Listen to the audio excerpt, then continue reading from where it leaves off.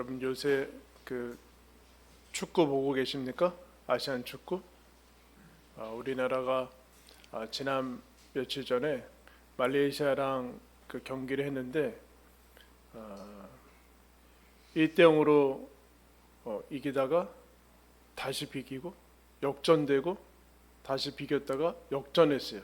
그리고 끝날 줄 알았는데 끝나기 전에 다시 한 골을 이제 말레이시아가 넣어서 3대 3으로 이제 동점이 됐습니다. 여러분 스포츠 경기에서 가장 안타까운 것이 역전패죠. 역전패. 또 가장 짜릿한 것은 역전승인 것 같습니다. 역전승. 우리 삶에도 그와 같은 것이 있을까라는 이제 질문에 예수님께서 오늘 우리가 읽은 말씀에 마지막 절에 이렇게 얘기합니다. 그러나 먼저 된 자로서 나중되고 나중된 자로서 먼저 될 자가 많으니라. 처음의 시작이 바뀌지 않고 쭉 갈 거라는 기대와 다르게 뒤바뀌고 또 먼저 된 자가 나중이 되고 나중된 자가 먼저 되는 일이 있을 것이다 라고 얘기를 한다. 그것이 우리가 살펴봤던 이 한 청년의 이야기에서 나오는 것을 보게 됩니다. 그러면 어떻게 우리가 하나님 안에서 인생을 역전승과 같은 삶을 살아갈 수 있을까라는 그 질문에 주님께서 21절에 그 부자 청년한테 먼저 이렇게 얘기합니다. 내 소유를 팔아 가난한 자들에게 주라. 그리하면 하늘에서 보화가 내게 있으리라. 그리고 와서 나를 따르라. 네, 여러분 이 청년이 이 얘기 듣고 어떻게 합니까? 그냥 돌아가죠. 왜 돌아갔을까요? 주님께서 분명히 약속했잖아요. 하늘에 보화가 있을 것이다. 하늘에 보화가 있을 것이다. 그러면 하늘의 보화가 무엇일까라는 이 질문에 예수님이 그 청년이 돌아간 다음에 제자들한테 설명을 해주세요. 이제 베드로가 여러분 이제 묻죠. 27절에 이에 베드로가 대답하여 이르되 보소서 우리가 모든 것을 버리고 주를 따라서온즉 그런즉 우리가 무엇을 얻으리이까. 베드로 이제 12제자들 그 가족들과 그물을 버리고 이제 예수님이 부르심에 따라와서 지금 예수님과 함께 생활을 하고 있는데 우리가 모든 것을 버렸는데 무엇을 얻을 수 있겠습니까? 하늘의 보화가 무엇입니까? 라고 묻는 것이죠. 그때 예수님이 28절 29절 얘기합니다. 내가 진실로 너희에게 이르노니 세상이 새롭게 되어 인자가 자기 영광의 보좌에 앉을 때에 나를 따르는 너희도 12보좌에 앉아 이스라엘 12지파를 심판하리라. 그러니까 심판이라고 나와서 좀 무서운데 다스리게 될 것이다. 그때 하나님께서 예수님이 이 땅에 오셔서 세상이 새롭게 될 때 그때 너희들도 나와 함께 하나님 나라에서 그 다스리는 영광을 누리게 될 것이다.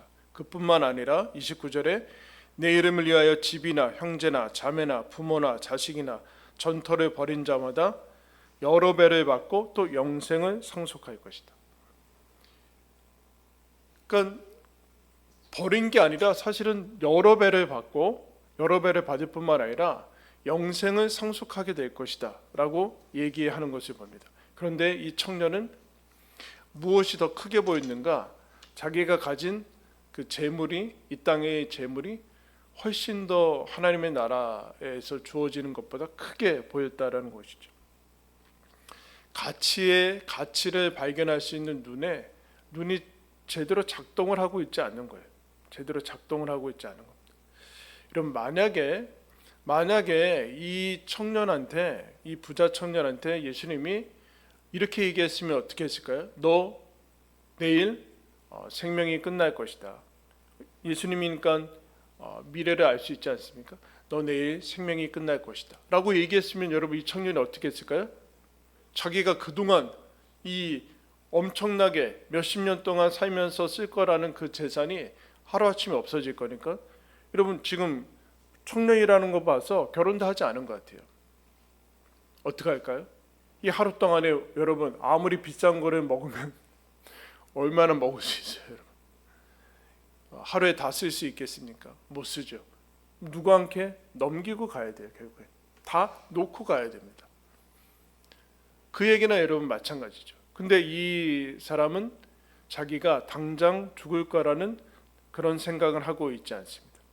근데 생명을 확보하고 있지 않고 돈을 확보하면 생명을 확보할 수 있다고 착각을 하고 있죠. 근데 이게 사실은 내일이라고 하지 않아서 쭉 넓혀 보면은 언젠가는 이 세상을 떠나게 될 텐데 결국 너는 너의 재물의 위치를 어디에 두고 있느냐, 그게 생명을 보장해 줄 수 있을 거라고 생각을 하는 것이냐, 위치가 뒤바뀌지 않았느냐.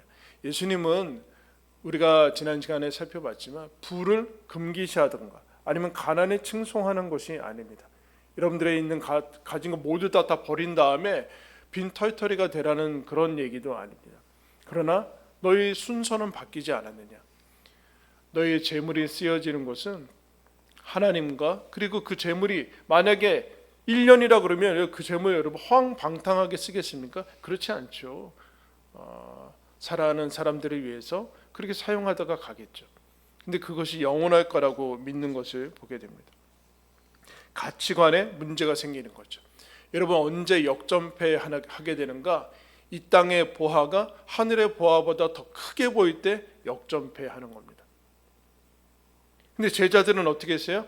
예수 그리스도가 부르신 그 부르심에 하늘의 보화가 훨씬 더 이 땅의 것보다 크고, 이 땅의 것들이 다 놓고 가야 되지만 하나님의 나라, 영원한 생명이 영원한 생명이 우리들에게 주어지기 때문에 그것은 바꿀 수 없는 것이, 비교할 수 없는 것이다라는 것을 알 때 여러분 역전승이 일어나는 것이죠. 여러분 예수님께서 여러분한테 어떤 건 놓으라고 하실 것 같아요. 이거는 절대 못 놓을 수 없고 돌아가 버리게 만드는 것이 무엇입니까? 그럼 그게 역전패하게 만드는 거예요. 여러분의 인생을 그것이 왜 여러분 이 청년이 왜 이런 생각을 했는가라고 이제 그 다음에 이제 나오는데, 여러분 누가복음의 12장에 가면 이 청년의 마음의 상태를 다른 사람에게 있어서 나타나요. 예수님이 한 이야기를 들려주는데 이렇게 얘기합니다. 또 비유로 그들에게 말하여 이르시되 한 부자가 그 밭에 소출이 풍성함에 마음속에 생각하여 이르되 내가 곡식 쌓아둘 곳이 없으니 어찌할까? 이르되 내가 곡간을 헐고 더 크게 짓고 내 모든 곡식과 물건을 거기 쌓아두리라. 너무나 그 재산이 그 밭에 소출이 많아져서 지금 가지고 있는 그 곡간으로는 안 되는 거예요. 그러니까 이거 어떡하지? 하다가 곡간을 더 크게 지을 생각을 합니다. 그러면서 심중에 이렇게 얘기해요. 내 영혼아, 여러 해 쓸 물건을 많이 쌓아두었으니 평안히 쉬고 먹고 마시고 즐거워하자. 자기가 자기 자신한테, 자기 영혼한테 이제 먹을 게 충분하고 재산이 충분하니까 이제 먹고 즐기며 누리자. 그럼 뭐 아주 상식적인 거 아니겠습니까? 근데 주님께서 이렇게 얘기합니다. 하나님은 이르시되 어리석은 자여, 오늘 밤에 내 영혼을 도로 찾으리니 그러면 내가 준비한 것이 누구의 것이 되겠느냐. 이럴 거라는 생각을 하지 않고 있는 거죠. 돈이 확보가 됐으니까 내 행복도 확보가 되고 생명도 확보가 되고 사랑도 확보가 된다라고 그렇게 생각하고 있습니다. 그러면서 마지막 결론이 이렇게 내려. 자기를 위하여 재물을 쌓아두고 하나님께 대하여 부요하지 못한 자가 이와 같으리라. 하나님께 대하여 부요하지 못한 자. 그러니까 돈만 많은 사람을 부자라고 하지, 여러분 인생을 부요하게 산다고 하지는 않습니다. 근데 우리는 누구나 다 할 것 없이 여기에 지금 다 목숨을 걸고, 돈만 있으면 모든 문제가 해결이 되고 내 모든 행복이 해결이 된다라고 자꾸 우기고 있어요. 다 그러고 있어요. 이렇게 얘기하는 저도 그런 생각을 가질 때가 얼마나 많은지. 돈만 있으면 교회가 아주 평안하다. 근데 여러분 예수님이 그런 얘기하는 거예요. 너 생명이 돈으로 확보될 수 있는 것이냐? 왜 가치관에 문제가 생겼는지. 이미 예수님이 마태복음 6장에서 이렇게 얘기합니다. 네 마음이, 네 보물이 있는 것에 내 마음이 있는 것인데, 그러나 눈이 성하지 않으면 네 모든 것들은 제대로 분별하지 못할 것이다. 하늘에 쌓아두라, 땅에 쌓아두지 말아라. 여러분 그런 얘기를 하는데 우리는 아직도 이 땅의 것이 하늘의 보화가 훨씬 크게 보이지 않고 있다라고 얘기를 합니다. 근데 여러분, 오늘 우리가 읽은 말씀에 보면은 이 청년이 한 가지 긍정적인 면이 있어요. 23절 말씀, 우리 19장 22절 말씀 한번 다 같이 읽겠습니다. 시작. 그 청년이 재물이 많음으로 이 말씀을 듣고 근심하며 가니라. 여러분, 그러면 재물이 적으면은 쉬울 것 같아요? 그렇지 않아요. 그럼 재물이 적으면 쉽게 놓을 수 있는가? 그렇지 않습니다. 재물이 많아서 근심하며 갔다라는 것은, 재물은 여러분 단순한 돈이 아니라 소유인데, 소유금 모든 거기에 왜 이 사람이 거기에 마음을 두고 있는가? 이것을 통해서 안전과 평강과 그야말로 여기를 의지할 수 있는 하나의 중요한 장소인 것이죠. 재물의 안전을 책임지고 있고, 거기에 기쁨을 두고 있고, 거기에 행복의 근원을 두고 있어요. 그래서 재물이 많다라는 것은 뭐가 많을까요? 뒤에 근심이 많아지는 거예요. 재물이 많다라는 것은 단순히 이 뭐가 많은가, 거기에 마음이 많은 거죠. 관심이 많은 거예요. 거기가 내 보물이라고 생각하니까 거기에 온통 관심이 있고 마음이 있고, 반대로는 잃어버릴까 걱정하고 두렵고 전전긍긍하고 이것을 꼭 붙들어두고 쌓아두고 사랑하고 의지하게 되는 것입니다. 근데 예수님의 말씀을 듣고 이 사람이 근심해요. 무슨 얘기일까요? 여태까지는 이게 안전이고 행복이고 기쁨이고 내 모든 것이라고 생각하는데, 예수님은 전혀 다른 얘기를 하는 거예요. 그러니까 부딪히는 거죠. 예수님이 돌려 얘기하지 않고 브레이크를 걸어버리세요. 애둘러 가지고 그래, 좋은 게 좋은 거지, 한 11조나 내라, 이렇게 얘기하지 않고 그가 온통 마음을 가득 차지하고 있는 것에 대해서 예수님이 걸고 넘어가십니다. 그래서 근심하면서 돌아갑니다. 마음의 갈등이 일어나는 것이죠.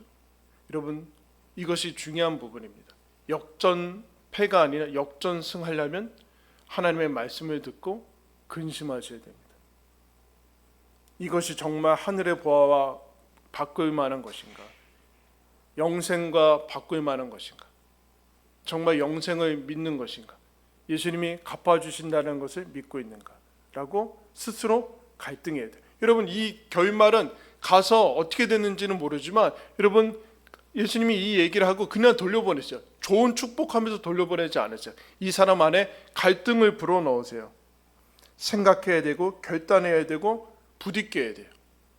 하나님 말씀 듣고 부딪혀야 돼요, 여러분. 그래야지만 역전승할 수 있어요.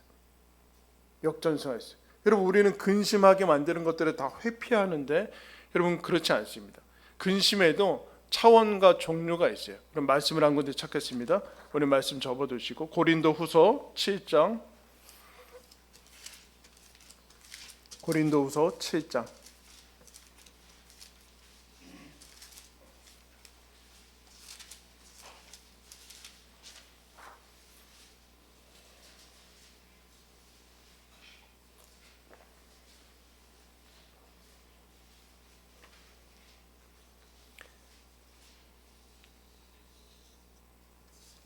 죄송합니다. 고린도서 11장, 11장. 맞아요. 7장. 죄송합니다. 제가 잘못 적었어요. 7장.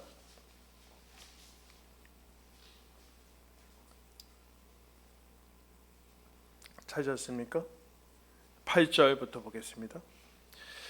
그러므로 내가 편지로 너희를 근심하게 한 것을 후회하였으나 지금은 후회하지 아니하면 그 편지가 너희로 잠시만 근심하게 할 줄을 알미라. 내가 지금 기뻐함은 너희로 근심하게 한 까닭이 아니요 도리어 너희가 근심함으로 회개함에 이른 까닭이라. 너희가 하나님의 뜻대로 근심하게 된 것은 우리에게서 아무 해도 받지 않게 하려 함이라. 하나님의 뜻대로 하는 근심은 후회할 것이 없는 구원에 이르게 하는 회개를 이루는 것이요 세상 근심은 사망을 이루는 것이니라. 보라, 하나님의 뜻대로 하게 된 이 근심이 너희로 얼마나 간절하게 하며 얼마나 변증하게 하며 얼마나 분하게 하며 얼마나 두렵게 하며 얼마나 사모하게 하며 얼마나 열심히 있게 하며 얼마나 벌하게 하였는가. 너희가 그 일에 대하여 일체 너희 자신의 깨끗함을 나타내었느니라.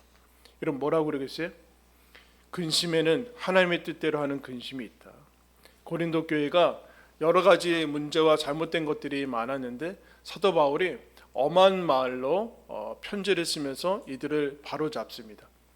그것에 대해서 바울이 마음이 아팠는데 잠깐 내가 근심했으나 그러나 기뻐하는 이유는 너희가 하나님께서 주시는 그 말씀을 받고 근심하는데 어디에 이르게 된대요? 하나님의 뜻대로 하는 근심은 회개에 이르게 된다. 돌이키게 된다. 그런데 세상의 사망을 이루는 세상 근심은 사망을 이루는 세상 근심은 아무리 여러분 심사숙고해도 결론은 사망이에요. 왜냐하면 역전패인 것이죠. 이 땅의 것들에 골몰하게 만드니까. 근데 예수님이 말씀을 주신 다음에 이 청년이 갈등하게 만들어 근심하게 만들고 그리고 여러분 두렵게 만들고 여기 보면 얼마나 간절하게 하며 열심히 있게 하며 분하게 하며 자기 스스로를 돌이키게 하고 벌하게 했는가? 뭐요? 하나님의 말씀 듣고. 여러분 하나님의 말씀 듣고 놓아야 될 것을 놓고 하나님의 보화를 가치를 알아듣고 근심하면서 여러분 돌이킬 때만이 돌이키는 거죠. 이 청년이 여러분 어떻게 됐는지는 모르지만 여러분 돌이켰었으면 돌이켜서 아마 하나님께로 오지 않았을까 그런 여러분 생각을 가집니다. 기존에 전혀 의심하지 않고 이것이 내 안전이고 내 평강이고 신이 준 복이라고 생각하는 것, 그래서 놓지 못하고 있는 것, 하나님이 얘기하는데도 놓지 못하고 예수를 따르지 못하게 하는 그 거짓 안전과 거짓 평안의 틀을 깨버리십니다. 예수님이 가서 틀을 깨버리세요. 그건 거짓이다. 거기에 브레이크를 밟으시고 근심하게 하십니다. 여러분 하나님의 말씀이 들어올 때 무조건 그냥 다 너무 좋다 이런다고 생각하지. 왜요? 그러기에는 우리가 너무 많이 부패한 것이 많아요. 세상을 향해서 그냥 쫓아가는 것들이 너무 많습니다. 하나님께서 우리를 망하게 하려고 그렇게 하시는 것이 아니라 돌이키게 하려고 우리에게 주시는 것을 보게 됩니다. 여러분 하나님의 말씀을 듣고 근심하시기를 바랍니다. 그리고 돌이켜서, 그러면 근심하는 게 목적인가? 그렇지 않죠? 근심해서 어떻게 하는가? 회개에 이르게 돼. 회개가 뭐예요? 턴 아니야, 턴. 너 그대로 가면 역전패다. 네가 세상에서는 부자고 뭐 잘나고 그래서 사람들이 박수치고 앞서가 있다고 생각하지만 여러분 예수님 앞에 서니까 이 사람은 어떻게 돼요? 돌아가 버려요. 아직 시작도 하지 않고 있어요. 생명하고는 아주 멀고 세상에서는 앞서 있을지 모르지만 하나님의 나라에서는 지금 이 예수 그리스도를 따르고 있는 어부, 당시의 제자, 당시 세리, 그야말로 윤리 도덕적으로 바닥에 있던 사람들이 예수 그리스도를 따르고 있거든요. 부가 있어서 따르고 있는 자기들 이 사람하고 비교가 되지 않는 거죠. 역전승하기 위해서는 어떻게 해야 되는가? 하늘의 보화가 크게 보여야 돼. 그러기 위해서는 말씀을 듣고 정말 그런가 근심하고 돌이켜서 어떻게 되는가? 예수를 따라야 돼. 예수를 따라야 돼. 제자들의 특징은 예수 그리스도를 따르는 것입니다. 그리고 이 청년은 돌아가죠. 회개란 그 돌아가서 근심하고 하나님의 것이 큰 것이구나. 내가 수많은 것들을 놓치고 있구나 라고 하면서 다시 돌이켜서 예수를 따를 때 그게 여러분 역전승이에요. 그게 역전승이에요. 여러분 먼저 된 자가 나중되고 나중된 자가 먼저 된다는 얘기는 앞서가라. 앞서가라. 조금 더 긴장을 놓치지 마라. 그런 얘기가 아니에요. 예수 그리스도를 따르는 것이 역전승이다. 예수 그리스도를 따르지 않고 너가 이런 얘기죠, 여러분. 예수 그리스도를 다 따르고 처음에는 막 불붙고 막 엄청나게 헌신하고 지금 그런데 역전패하고 있는 사람들의 특징은 뭘까? 내가 왕년에 나도 다 그렇게 했어. 나도 옛날에 젊을 때는 그렇게 헌신했어. 근데 지금은 안 하고 있는 거죠. 뭐요? 그럼 어디에 사로잡혀 있을까요? 이 땅의 것들에 사로잡혀 있는 거. 예수 그리스도를 지금 따르고 있지 않습니다. 여러분 왜 이렇게 할까요? 여기에 예수 그리스도를 믿는다고 하지 않고 다 따른다라는 표현을 쓰고 있습니다. 왜 그럴까? 이런 얘기죠. 여러분 산다라는 것은 여러분들 밥 한 번 먹으면 평생 살 수 있어요? 그렇지 않잖아요. 밥 계속 먹어야 돼요. 이 땅 떠날 때까지 밥을 계속 먹어야 돼요. 여러분 결혼 생활이기 때문에 그랬죠. 생활. 삶이라는 것은 계속적으로 되어지는 거예요. 여러분 누구와 여러분들이 가정을 이루고 결혼을 했다면 결혼식을 했다는 것입니까? 아니면 결혼 기념일 1주년을 기념했다는 거예요? 아니죠. 매일같이 같이 사는 것을 의미해요. 매일같이. 근데 우리는 믿음의 영역에 들어오면 자꾸 일회성으로 이거를 축소시켜요. 내가 예수 그때 믿었다? 예수 믿었다? 그 다음부터는 모든 것이 저절로 아무것도 안 해도 그냥 유지되고 계속 괜찮은 거라고 자꾸 생각을 해요. 여러분 한번 하루 운동하면 평생 운동 안 해도 건강합니까? 그렇지 않잖아요. 우리는 계속 운동하고 좋은 것을 먹고 건강을 관리한다라는 것을 평생 하는 것인데 믿음의 영역에 들어오면 내가 한 번 헌신하고 한 번 기도하고 한 번 말씀 들으면 이게 평생 가고자 해서 그 과정을 채우지 않아요. 믿음은 일회성이라고 자꾸 착각을 하는 거죠. 예수 그리스도를 따르는 것은 지금 현재 계속 따라가는 것인데 내가 왕년에 그랬고 뭐 어째 그랬고 나도 옛날에 헌신했고 이러면서 역전패를 하고 있어요. 역전패. 지금 따라야 된다. 그래서 여러분 역전패의 중요한 특징은 안주를 하고 있는 거죠. 안주하는 거. 지금으로 충분하다. 근데 예수님이 여러분 뭐라 그러는가? 계속 나를 따라오래요. 어떤 형식이든 간에. 그 사도 바울이 빌립보서 3장에서 이렇게 얘기합니다. 내가 이미 얻었다 함도 아닙니다. 온전히 이루었다 함도 아니라 오직 내가 그리스도 예수께 잡힌 바 된 그것을 잡으려고 달려가노라. 나는 아직 내가 잡은 줄로 여기지 아니하고 오직 한 일, 즉 뒤에 있는 것은 잊어버리고 앞에 있는 것을 잡으려고 표대를 향하여 그리스도 예수 안에서 위에서 부르신 부름의 상을 위해서 달려갑니다. 나는 아직 이룬 것이 아니라 뭘 잡았다고 생각하지도 않습니다. 여러분 우리는 구원을 얻었고 예수를 믿고 영생을 얻었다라고 생각해서 그냥 그 자리부터 아무것도 하지 않고 따라가지 않고 옛날의 것들을 유지하고 있다라고 생각하는데 다 퇴보하고 있는 상태죠. 근데 바울이 뭐라 그래요?